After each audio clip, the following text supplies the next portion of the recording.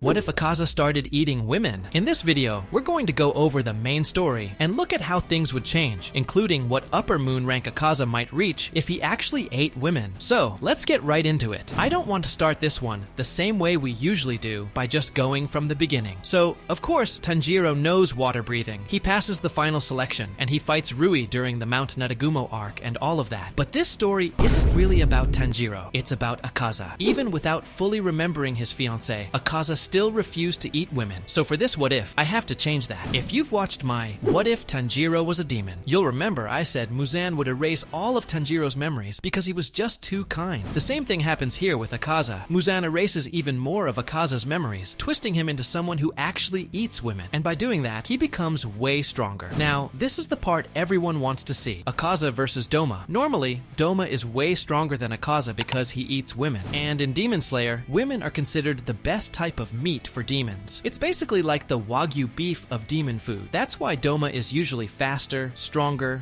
and more powerful than Akaza. But here's the thing. Doma himself admitted that Akaza was an upper moon before he was. Look, he's just angsty, that's all. Probably because I became a demon after him. Since Doma hadn't been a demon as long, Akaza is already in the upper ranks, and when Doma finally rises up and challenges him to a blood battle, things play out differently, because this time, Akaza eats women too, making him way stronger than before. Doma doesn't stand a chance. Akaza tears through Doma's ice Buddhas and completely overwhelms him. Not only is Akaza stronger from eating women, but he's also been a demon for much longer, giving him the edge to completely destroy Doma. And here's something I've always wondered. If anyone has theories about this, drop them in the comments. Why didn't Muzan just do that to Akaza in the first place? Akaza was one of Muzan's favorite demons. He relied on him the most when it came to hunting down enemies or carrying out his orders. Also, quick fact for you guys. A lot of people think Akaza purposely went to the Mugen Train arc, but that's not true. He never actually meant to be there. What really happened was that Akaza was traveling through the woods looking for the blue spider lily. The train had already derailed and crashed, and that's when he stumbled across Rengoku. So if the train had stayed on course and reached its destination, Akaza would have never been there at all. So going back to the what if, this is why it's so strange Muzan never wiped Akaza's memories in the original story. If he had, Akaza could have been far stronger than Doma, but instead, Muzan kept Doma around, even though he disliked him, just because Doma was a ridiculously strong demon. So at this point, Akaza is Upper Moon 2, and Doma is Upper Moon 3. Muzan wouldn't kill Doma. He's still insanely powerful, even if he isn't one of Muzan's favorites. Now we get to the fight everyone would want to see. Akaza being arrogant enough to go up against Kokushibo. Personally, I don't think Akaza could beat Kokushibo. Kokushibo is just on another level, but I also don't think Kokushibo would kill him, because even in the original timeline, he didn't. Akaza still had potential to grow stronger, and that's why Kokushibo let him live. Still, in this version, with Akaza eating women and being much stronger, he might actually stand a chance. Let me know what you guys think in the comments. If Akaza ate women, who wins, Kokushibo or Akaza? Now, moving forward in the timeline, the next major time we see Akaza is during the Mugen Train arc. So let's get into that. So, in the original timeline, Akaza shows up on the Mugen Train. Like I already explained, he really just stumbled onto it by accident. A lot of people think Akaza was going all out against Rengoku, but that's not true. Rengoku was incredible. He held his own against an upper moon demon almost until sunrise. Rengoku is one of my favorite characters, and yeah, he's insanely strong. But the truth is, Akaza was toying with him. The only time Akaza actually got serious was when Rengoku grabbed onto him and held him in place until the sun was about to rise. That's when Akaza tore off Rengoku's arms and escaped into the woods. Now, in this what if scenario, things play out differently. Akaza is stronger because he eats women. Instead of stalling and dragging the fight out, when Rengoku has him pinned near sunrise, Akaza just takes him seriously right away. He quickly kills Rengoku on the spot and escapes before the sun comes up. And with that, let's move on to the next time we see Akaza. The next time we see Akaza is in the Infinity Castle arc, when he goes up against Tanjiro and Giyu. This fight would be way harder than in the original, because now Akaza is insanely strong. He's fought plenty of Water Hashira over the years, so he already knows most of Giyu's techniques. The only move he hasn't seen is Giyu's 11th form, Dead Calm, since Giyu created that himself. In this timeline, Tanjiro and Giyu would probably need backup. Without it, Giyu might actually die. Akaza is just too strong. After toying with him for a while, he'd eventually land a killing blow. The only way I could see Giyu surviving is if another Hashira joined in, maybe Obanai or Mitsuri, since in the original timeline, they were freed up after Nakime, the Biwa-playing demon who controls the Infinity Castle, was defeated. But if Giyu goes into that fight without another Hashira at his side, he's definitely dying here. Akaza would eventually punch straight through his heart. Tanjiro might still clutch it out by using Transparent World to hide his presence and land a finishing blow, but even then, it's questionable. Both Tanjiro and Giyu could easily die in this version. So that's mainly how Akaza gets defeated, and honestly, that's the biggest change that would reshape the whole timeline. Most things would still play out the same, but the major difference is Akaza defeating Doma, and in the end, just like in the original, Akaza is finally reunited with his fiancée. Before I wrap this up, I've got one question for you guys. Why don't you like my Kaiju number 8 videos? I put a lot of work into them, and while it's not the same as Demon Slayer, it's also a shorter, action-packed story with similar energy. So if you haven't already, check out my Kaiju number 8 videos and let me know if you want me to make more content on it. Anyway, I hope you guys enjoyed this Demon Slayer What If. Don't forget to like and subscribe, and check out this next video, because YouTube says it's the best one you'll watch today.